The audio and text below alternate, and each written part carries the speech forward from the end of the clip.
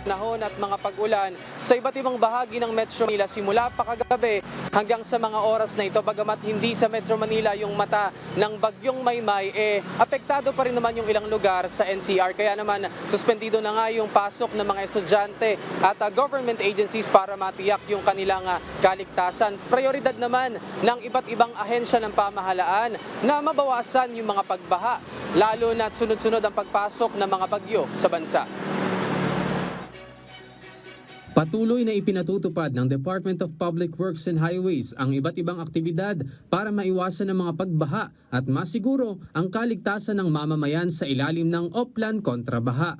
Kabilang sa mga isinasagawang hakbang ng ahensya ang declogging operations at paglilinis ng mga drainage inlets. Layunin nitong magbigay ng maayos na daloy ng tubig sa mga pangunahing lansangan sa Metro Manila. Batay sa naitala ng DPWH National Capital Region, nasa mahigit 8,000 cubic meters na ang sumailalim. Dahil dito, mapapansin ang mga pagbabago sa mga kanal na madalas ay binabaha.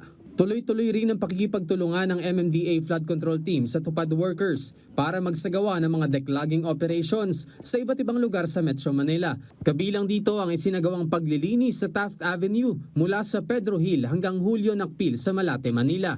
Nilinis din ang ilang kanal sa Sunflower Street, Barangay Alabang, Muntinlupa City at Ninoy Aquino Avenue, Barangay San Dionisio, Parañaque City. Paulit-ulit namang paalala ng MMDA at DPWH na pairali ng disiplina ng ating mga kababayan sa pagtatapon ng basura na malaking tulong para mabawasan ang mga pagbaha.